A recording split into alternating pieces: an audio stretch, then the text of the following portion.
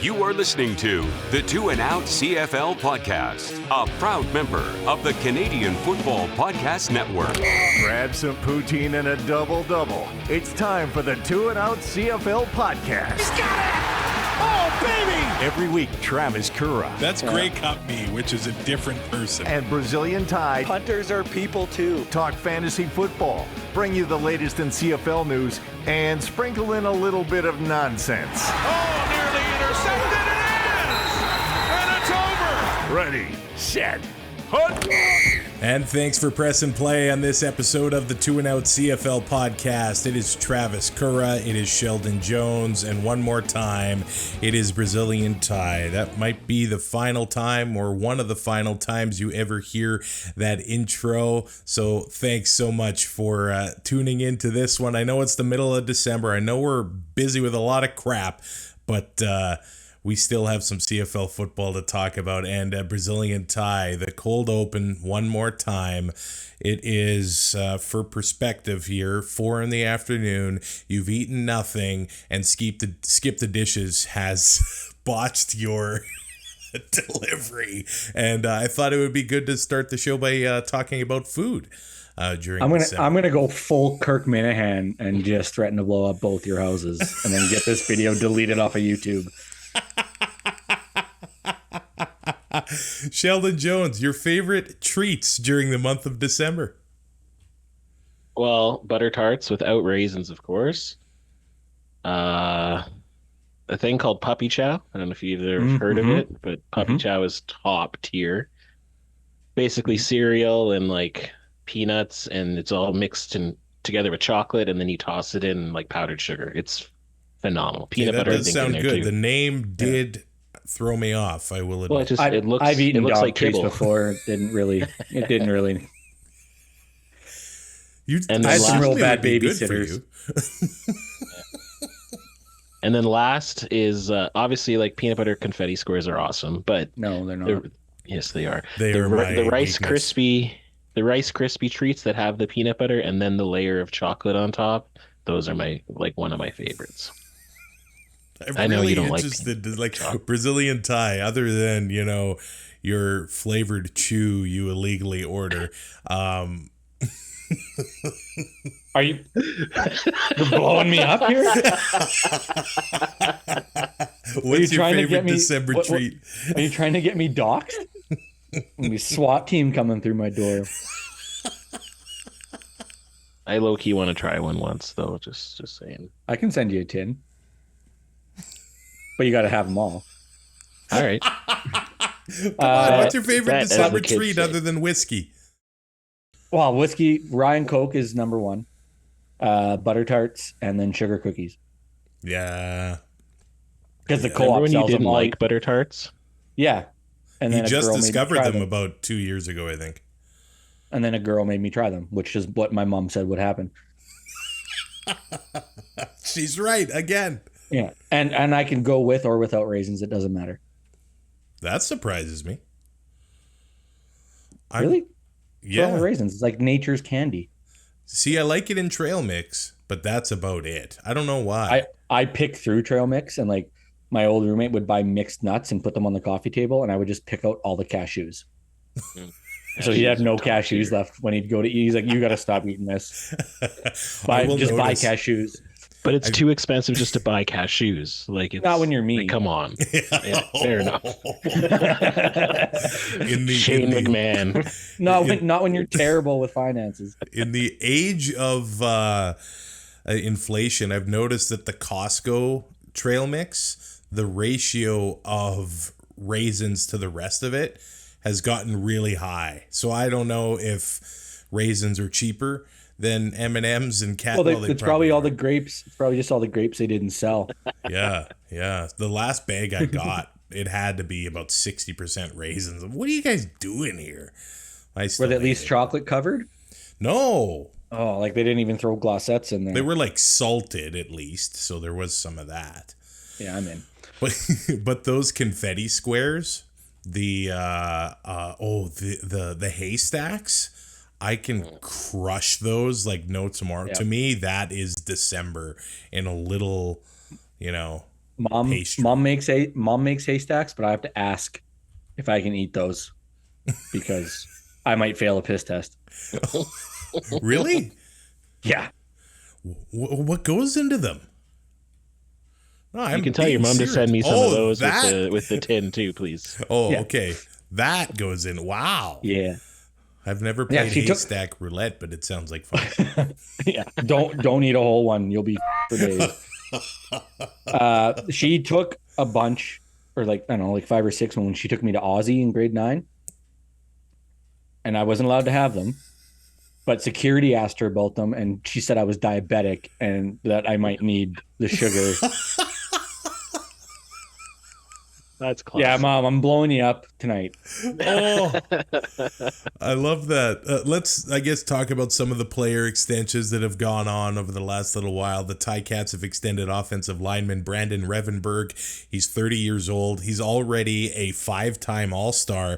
I think probably one of the most prized free agents that would have been on the market in February. So, Sheldon, that's big for the Ticats to have him locked up, I would say.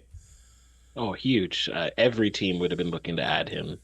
So the Hamilton must have obviously realized his worth and then gave him a good deal for him to sign before. And now we go to Montreal, where they have locked up a lot of their core going into next year. It's kind of funny. A year ago, they're losing everybody left and right, but now they've already locked up their quarterback, Cody Fajardo. They've locked up Darnell Sankey, Sean Lemon, Mustafa Johnson on the defensive line, 7 sacks last year, and Tyson Philpott. What a change from just under a year ago, Ty. Yeah, thanks for posting that, by the way. That was awesome. Just even with the Revenberg thing, just the continuity of a roster from year to year makes a huge difference, especially if that team has had success. It just makes it easier to, like in camp and everything, get going. And the guys that they've locked up in Montreal, I mean, were huge parts of that run and their championship. So that's just great for them too. By the way, I was with you when it came to the... Oh, yeah. It's not like I was the only one. No.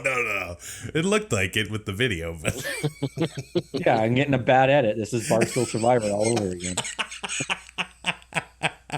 The Ottawa Redblacks have extended most valuable punter Richie Leone. It's good to see him back in red and black. He's one of the best in the game. And the Toronto Argonauts have also extended an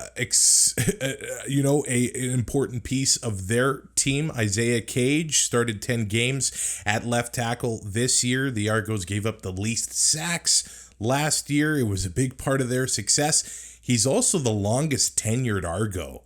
I believe he's been with them for 5 years now. A lot of injury issues there, but it doesn't take long for you to be a longest tenured player with your team in today's CFL. Now, it's nice to see that the Iowa Hawkeyes renewed the contract for their punter. Okay. Is that just over everybody's head? Yeah, I'll be honest. Yeah. Sorry. So a couple years ago, when Joe Burrow was still at LSU and it was senior night, he got like this big, he came out of the tunnel. Everybody's going nuts. He's got Burrow spelled out with like the E-A-U-X instead of O-W. The Yanks, he's in Louisiana. Iowa did it this year for their punter. Wow. They went 10-2, had the worst offense in the history of college football. And like they hit the under 9 times this year, and he was their most valuable player. Did you make money on them? No, I would not touch Iowa football games. I couldn't. I can't bet on Big Ten stuff. That's like the Seabass and Leckler days in Oakland.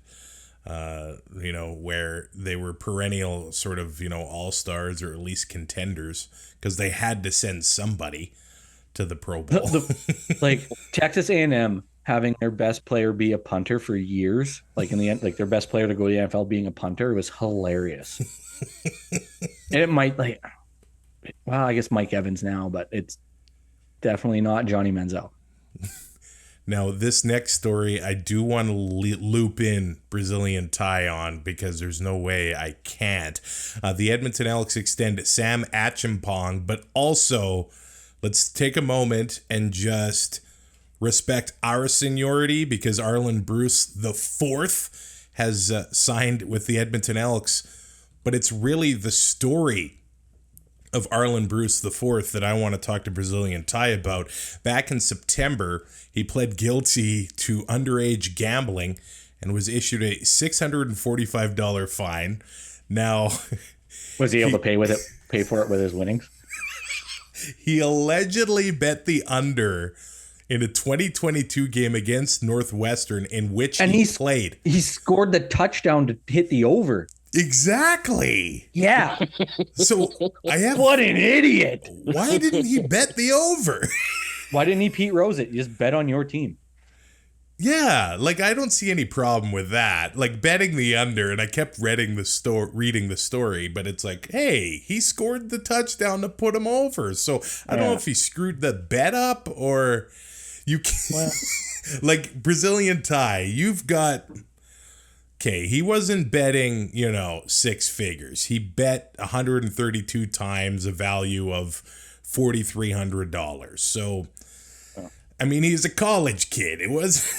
So he's averaging way under $40 a bet, right? So I'm opening up my Bet365 account right now to see my last 12 months of activity. Okay, while you're doing that, like if you bet six figures and you have the chance to put the team on the over, like you bet the under, do you purposely fumble the ball at the 2-yard line or something like that? You can't fumble it because what if the other team picks it up and goes down and scores? Oh yeah, that's a good point. Right, but you fall down at the 3 because in college, the minute your knee hits the ground, the play's dead. Yeah, I can't remember how much time was left. You pull a hammy. Yeah. So look, I think that's minor in the grand scheme of things. I mean, I'm glad he scored the touchdown. Let's just say that. When I read that they signed him, I was like, isn't this guy in his 40s? You thought they signed the third. Yeah. It's really making me feel actually old when I see like the Philpott twins playing and Arland Bruce the fourth now and like the sons of players that I remember. Like it's kind of crazy, but it's cool. Oh, he's got his bet. There's no personal information on there, is there? No. Okay. Even if there was. It's all I see is a white light. White. $39,699.51.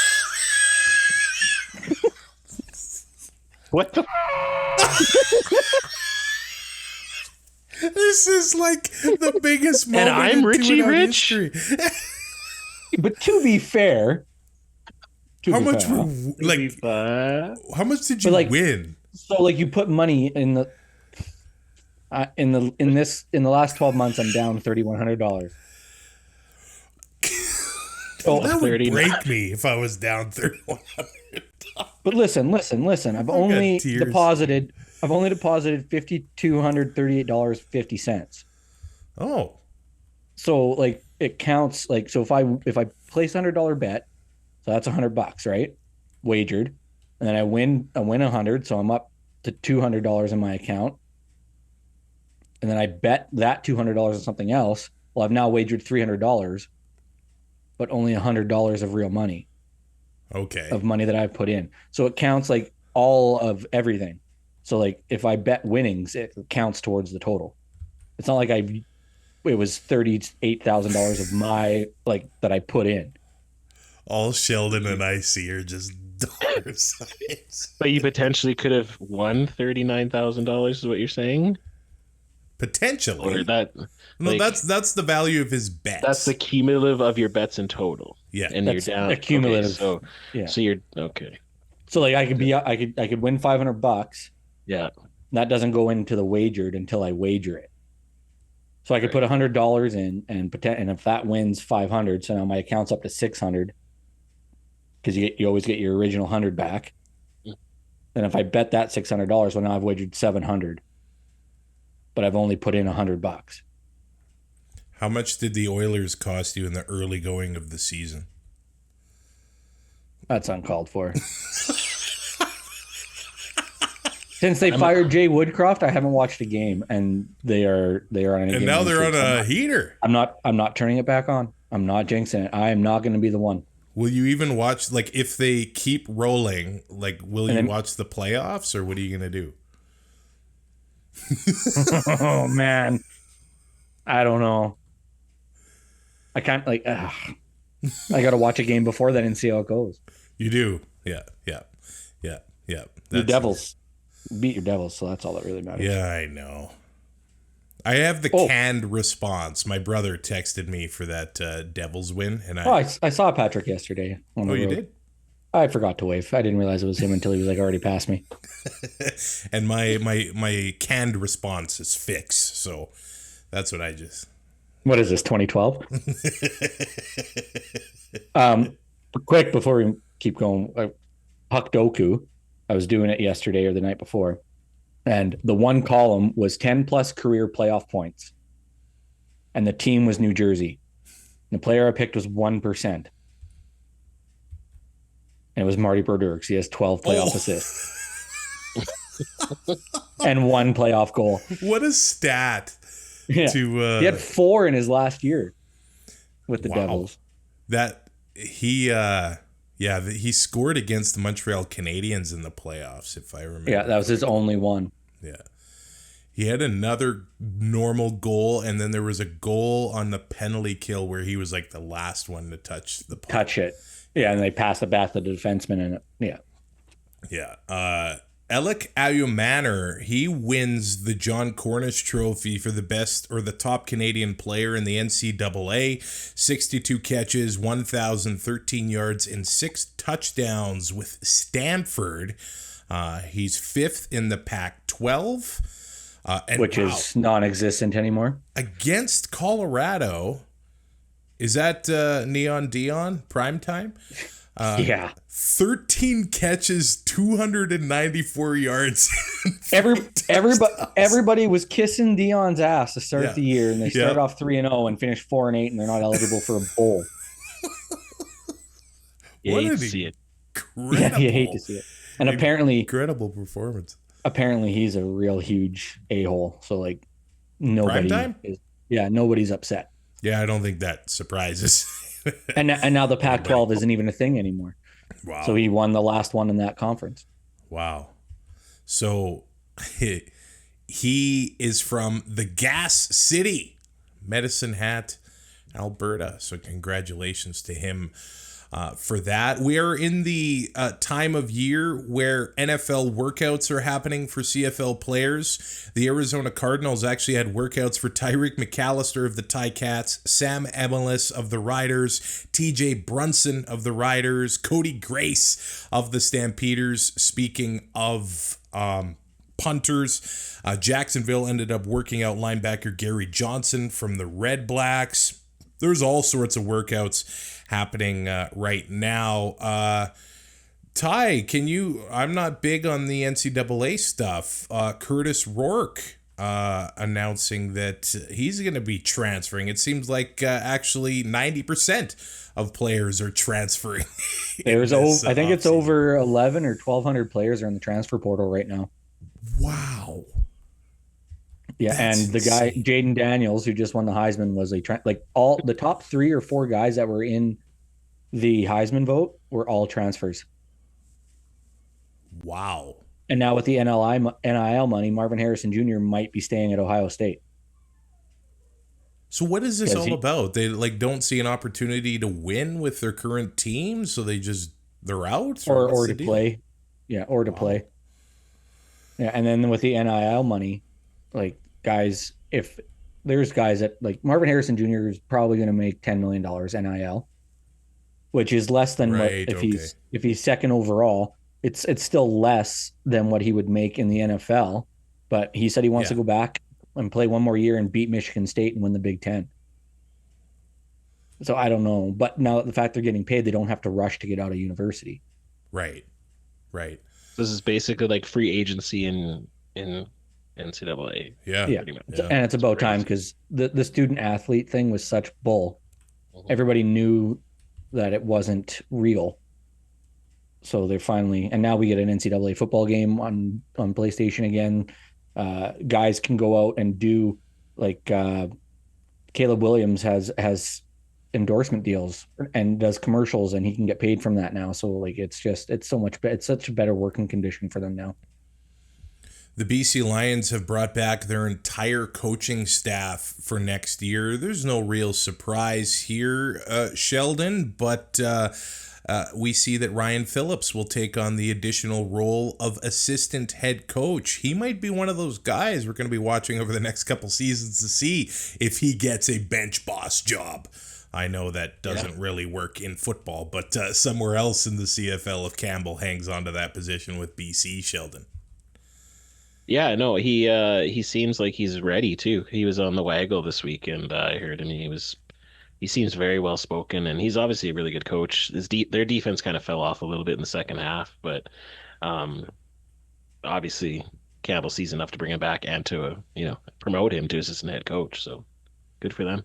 And that'll come down to opportunity too. Like, I mean, you look around the league right now, like a lot of the head coaches, you just don't see them going anywhere, and then some of the teams have brand new guys they're not going to be getting rid of at the end of the year. Yeah.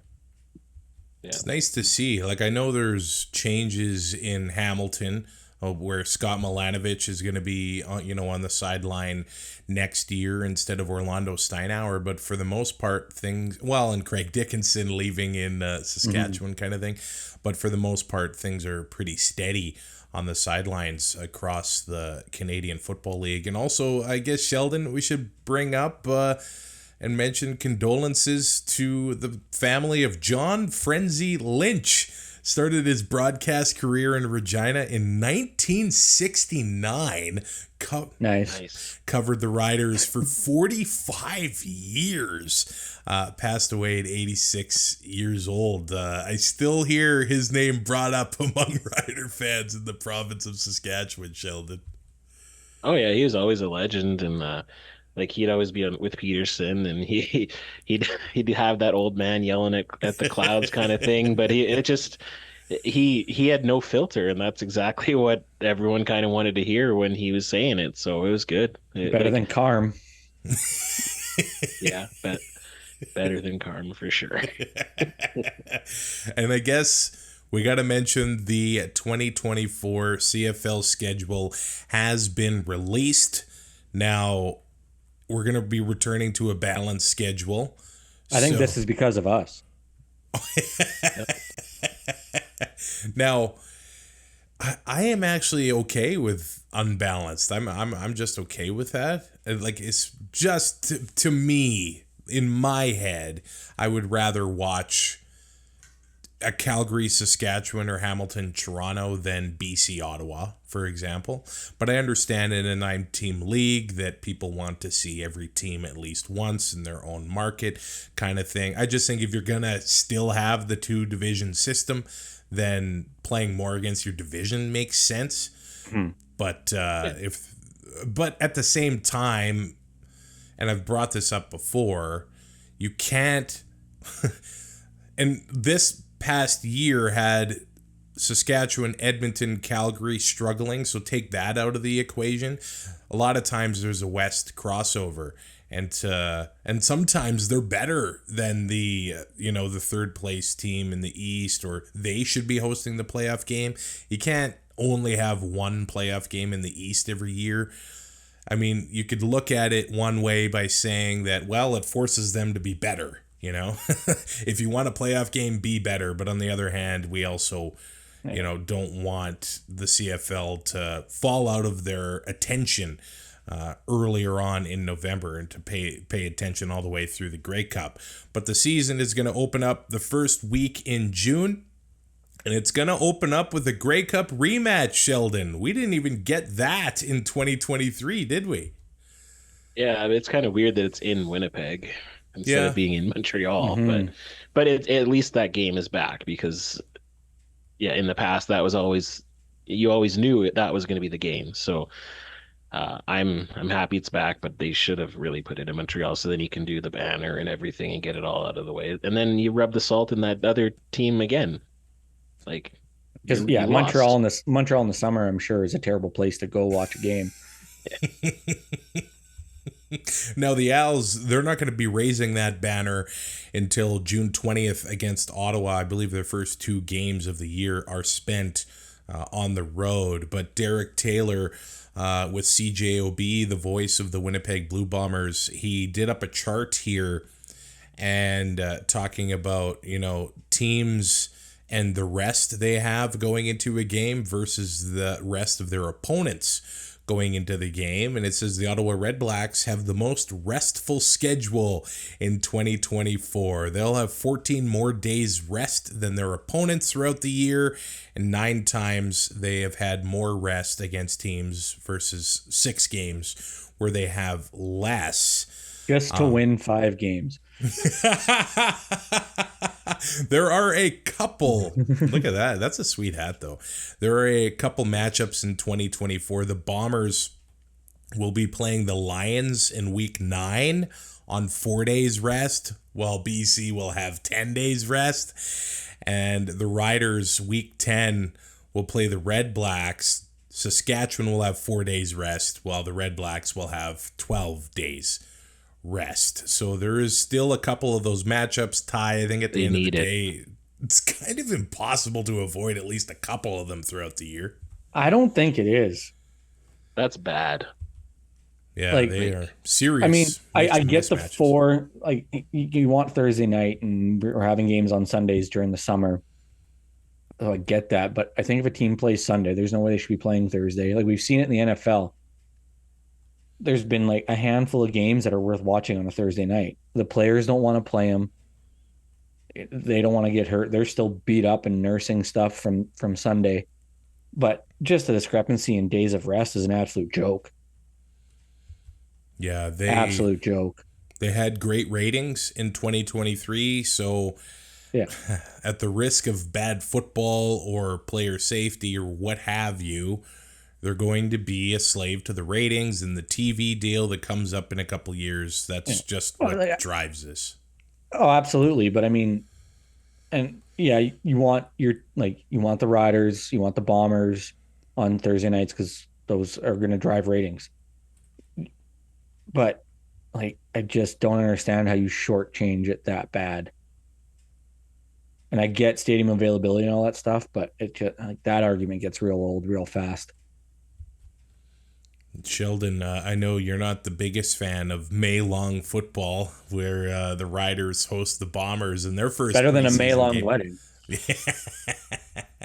Okay, like, it's me personally because I staff a restaurant across the street from the stadium and it's a stat holiday. Oh, that's all it is? That's all it is. It just makes my life I'm fine with that. A stress. So it's not like I'm pissed off that, but how dare you play on Victoria Day? No, it's not that. It's just Sheldon, you're filling in for somebody and taking over for somebody who bases his entire opinion on everything on how it affects him. So don't be afraid of being selfish. I'll sprinkle. What are you talking about? I don't even like shellfish.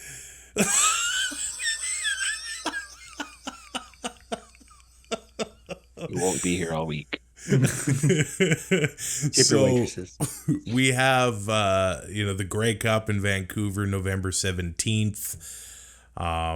Labor Day is going to happen. That Labor Day weekend is going to be a lot of fun. There's the game in Victoria for Touchdown Pacific, the Riders and the Bombers, and then the Ticats and the Argos, the Stamps, and the Elks. There's not going to be 5 games in 6 weeks between the Ticats and the Argos, so that is a positive of a balanced schedule. The Stamps and the Elks is a series that I'm going to be watching because they play the Labor Day, then the rematch, and then they play again early October. That might decide, one of the final playoff spots in the West. And they're making a thing out of Thanksgiving weekend presented by Purolator. Friday, Toronto's going to be in Winnipeg. Saturday, there'll be a Thanksgiving doubleheader, Elks and Stamps, Lions and Riders. And then Monday, it'll be the Red Blacks and the Alouettes. I think let's make a thing out of the long weekends, you know. Canada Day. Alouettes on Thanksgiving Monday is just always great. Yeah. Yeah. They love to host there. Yeah. And, you know. And they host Super Bowl. The Habs get Super Bowl Sunday afternoon every year, too. Every year? Yeah. Wow. Habs are at home Super Bowl Sunday. Oh, I love that. I love that. Then the Hall of Fame game will be happening September 14th as the Ticats and the Red Blacks will play and pay tribute to the class of 2024. Well, here we are, man. I've been nervous about this show. There's nothing special, but it's a goodbye to a good friend of the show in Brazilian Tie. Now, I was going to build a montage, and to be frank, I started listening to shows, and as much as it seems like I might like the sound of my own voice, I really don't. Like, I download every episode, but I don't listen. I don't think anyone likes their own voice. I can, like, for this one, I'll obviously have to listen to it because it's the most recent, but when I go back 5 years, I'm like, nah. So I did take a trip down memory lane, man, and I have one question before you hit play. Are you sewering me? Actually, I don't have a montage. I'm just talking. Oh, okay. No. So the question stands. Yeah. I'm not. Okay. I wanted to like a week ago, but now I'm like, I can't do that. I go back to 2015, and I remember you started coming on, I don't know, like a 2-minute segment, getting waxed with Brazilian Tie. Well, you weren't even really Brazilian Tie at first, until, you know, you made the bet if the Red Blacks win 12 games this year, then you're going to get a Brazilian wax. Well, when things happen on 2 and Out, when you say things out loud, you follow through. So that year, calling the salon, getting her on the air, telling us the whole process. I'm on the side of Highway 43, south of Fort McMurray during that phone call. And like my assistant hears it all, and he's like, oh my God. Actually, the room might have even been smaller than the room I'm in now. It wasn't a lot of room. I thought, well, I'll be in there with Ty, and then your wife came in. I really thought that there would be more room. I'm 2 feet away from Ty's bits. There was more room in my jeans after. But still, and I think I've told this before, my favorite part is when, because not only did Ty get the front waxed, he got the back waxed. It was a manzillion. So he had to lay on his side and lift one knee to his chest. I also had to tuck my knees into my chest. Yeah. And then spread. That has to be. Of course, I rolled to my right. I rolled over onto my right side because I knew Travis was on my left. Yeah. That had to be the most vulnerable you've ever felt in your life. Oh, it's pretty close. I trusted you enough. I don't know why. Like, I feel like, you know, our relationship had to be solidified at that point. Oh, yeah, long before that. Maybe it was the night you flipped the breakers in your parents' bedroom where we really... One of our other best friends called his dad, and Mom scared out of his mind, and then his dad called the cops for us. And then we couldn't get the breaker to work again. Yeah, trying to get the fridge back up and running after that was a bit of a struggle, but we figured it out. So then 2016 comes, and John and I still did the show until, I guess, 2017. And then things just seamlessly transitioned to you being on the show. And then 2018 happens. And I think it was just a real turning point when you were full-time on the show. We joined the Alberta Podcast Network. And with the the resources that were afforded to us then, we had a live show in Edmonton, which was unreal. Those two live shows were the most fun I'd ever had doing this show. In 2017, like, no offense to you doing it over Zoom and phone and everything, but those were just so great. I was scared I was too hungover to be scared. In 2018, I was scared. John had sports experience and all sorts of stuff, and I really leaned on him. And then I really didn't think I could do the show with just you and me. I just didn't think that I'd be able to do it. But you're never. It seems like you're never nervous. It seems like nothing bothers you, and that calming presence, helped me. And then the live show happens. And you talk about being scared. I really thought there was only going to be my wife showing up. And my mom. And people actually showed up, and there was a pierogi eating competition. And then Ty, in front of the crowd, takes a finger out of this thing of margarine. No, you gave me a spoon. A spoonful of margarine. He puts salt on it, and that's the way that the Grey Cup kicks off. And that was so much fun. And I actually looked back on it.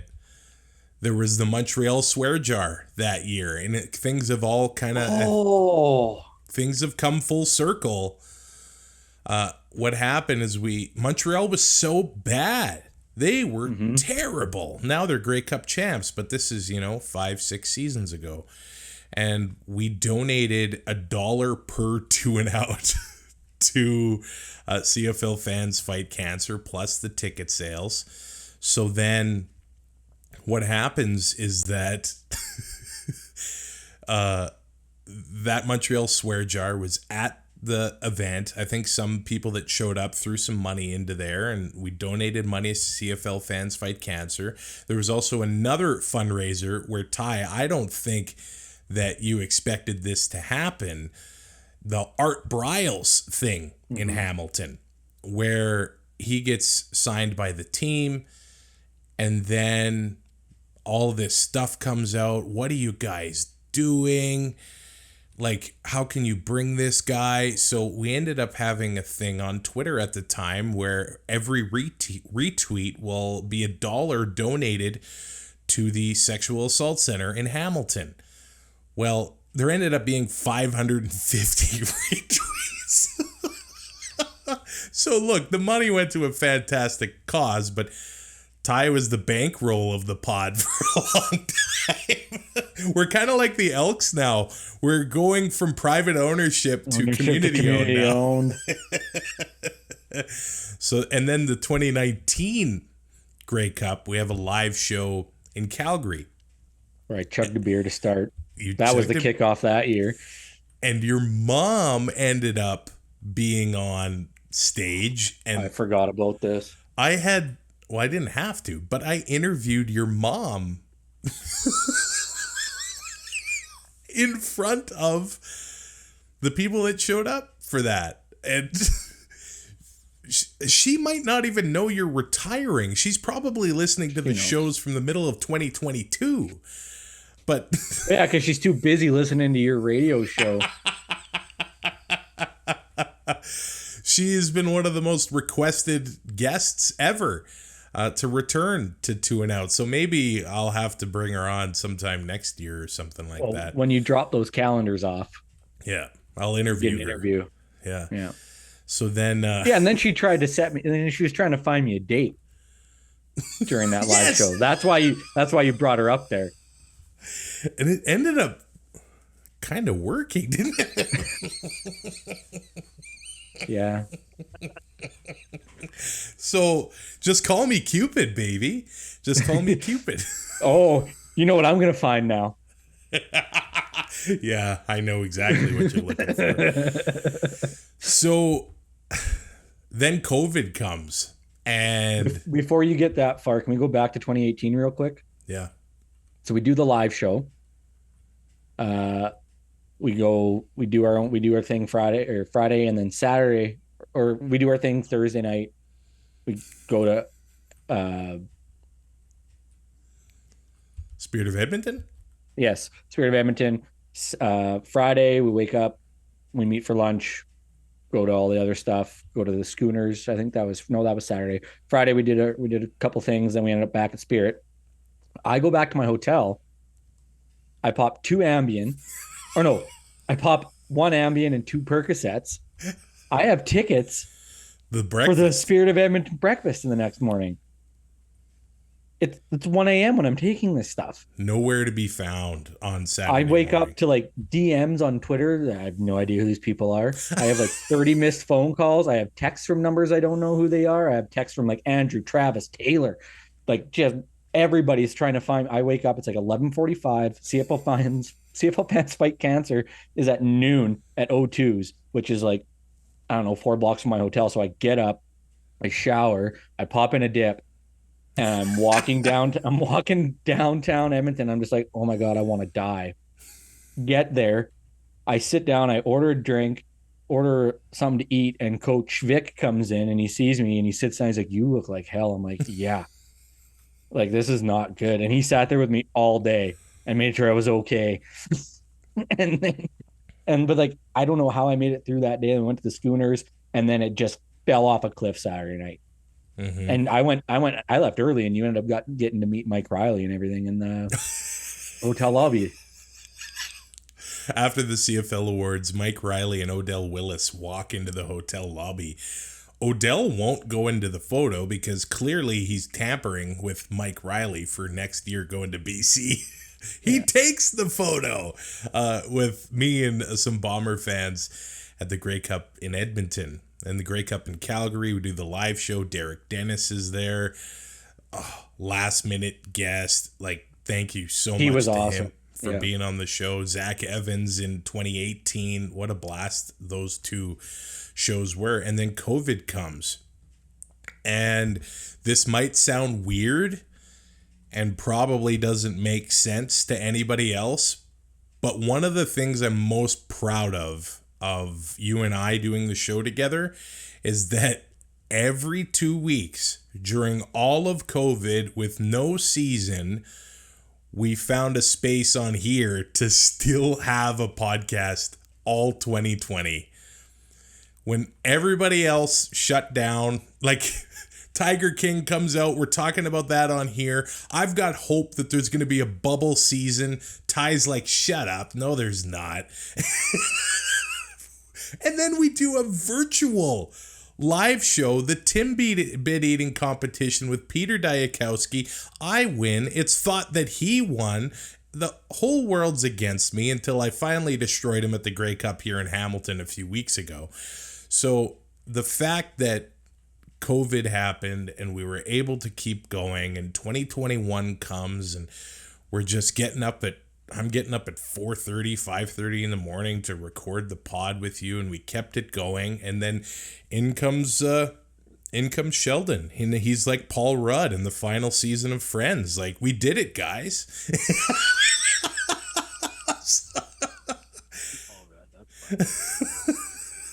And we've lost his audio, so that's just like the beginning of this show. Oh, I heard him. Okay, good, because I didn't. But man, it's been quite the ride. And hey, thanks for being here. Thanks for all your work, and thanks for everything since 2015, man. When you and John started this thing, I had FOMO. And you know, with us, we didn't grow up as so much kids, but grade 7 and up, once we found out we both loved the CFL, like, it was a quick friendship. And it's lasted this entire time. We were pretty bad at keeping it a secret when I was pretending to write into the show and stuff like that. I think people had it figured out pretty quick. I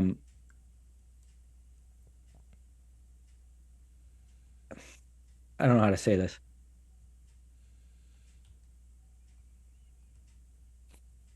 with once I started doing it every week, I didn't realize how much work it was going to be. And then I started those spreadsheets and trying to get those going because the CFL stats weren't great for the fantasy game and all that stuff. And it was taking like every night I was doing something, and I was loving it. And it was awesome. And then just over the years, like watching all the games and you start noticing different things and picking up different things like that. And it's just made me watch football a whole lot differently than I used to. And like you mentioned, 2020, doing those shows every 2 weeks, it almost felt like our little sense of gave us a sense of normalcy.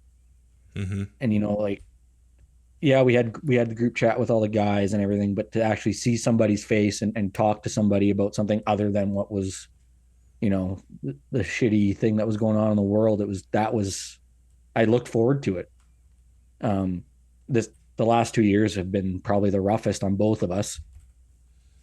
Yeah, I agree, with your new schedule and everything, and with my schedule, it's usually not bad, but just being out in BC with the time zone and everything, it just made it so much harder. And 6 days a week, and there's only so much time to watch football with all the commercials. And if I get back to camp at 6:30, and by the time I shower and eat, the game's already over. Yeah. So then I'm trying to watch everything on a Sunday before we record and trying to get all the stats done. And it became just so much that, I didn't want to quit, but I felt like I had to, because it wasn't fair to you. It wasn't fair to the people who were tuning in. And I didn't want to be the guy, who watches 10 minutes of each game and then just act like I watched the whole thing. So it became like a second job this year. And it was crazy about like with how busy we were and finally having what felt like we were out of the pandemic and the shortened season, and everything was finally back. And it's just like, holy crap, there's so much time I've been putting into this with the minimal time that I was able to put into it. Like, I can't imagine adding up all the hours that we've done in those years where I was able to, I was done. We were in the same time zone. It was easy to record. You weren't working 7 to midnight yet. Like, it's just been, like you said, it's been a roller coaster, and it's just one of those things that I don't regret. I don't regret stepping up. I don't regret much of what I said on this show. I mean, there are some things I wanted to bring up the suspension when Simone hit Colares, and I took Simone's side, which was really all a work, because I but guess what I said, I meant it. Like, the suspension was a work, I should say. Yeah, it was not a shoot. I think you had a wedding or something, so you got suspended. Yeah. And people were mad. Like, what happened to tying his free speech and all this? Hey, just so you guys know, in Canada, we don't have the Second Amendment. Sorry, the First Amendment. So Travis can do whatever he wants. So, man, that's just a small, snippet of the history of the show. Hundreds of episodes. We are gonna get to 450 next year, maybe 500 by the end of the year. I'm not sure, but you were there for most of them, and the show has evolved to what it is today. And I don't know what happened this year. I got used to the new schedule. I don't know what it was, but I got a new creative fire in my belly with, making reels now and video content and TikToks and all that stuff. So the show's going to remain. Kids. Yeah, I'm sure the kids, see me through their TikTok hashtags and are like, what the hell is this? I'll need to rely. That's so rude. I'll need to rely Guy's on not even Sheldon wearing to makeup. do some dances or something. I don't know about that. Why not? We all know if Footloose comes on at a wedding. Yeah. See? Yeah. Okay. That's me. Married though. Who's getting married? Well, there it is, man. And I'm not leaving for good. Like, I'll be around. I don't know. Like, I actually see you like deleting your Twitter account so nobody can find you and things like that. No, that's just my Skip the Dishes account. Well, we've let this go for 50 minutes, so there's another 50 minutes of you not eating. Probably not the worst thing in the world. Without a gallbladder, it's been an adventure the last 2 weeks. Yeah, I can imagine, man. I can imagine. Well, I guess I'm not getting much of Sheldon's audio. I don't know if it's just on my end. It's kind of quiet. But we'll let you know. I haven't been talking. I've been laying out. Okay, well. Enjoying. Well, yeah, He's Sheldon playing gets the fan now. Sheldon gets a front row seat to your final words on 2 and Out. So thank you so much for the years, the hours, the money.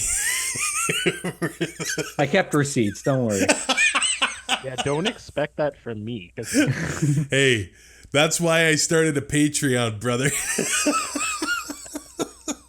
And thank you to those that helped us out with that and hosting costs and all of that, because the bankroll of the pod is stepping back from the show, and we may hear from him time to time from here on out. But thank you.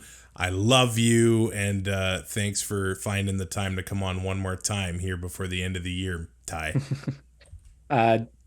Thank you for all the countless hours that you would put into, lining up guests, prep sheets, editing, posting, doing everything that you could to make sure that this thing got out there. I couldn't have even begun to think of how or know how to do any of that. So without you,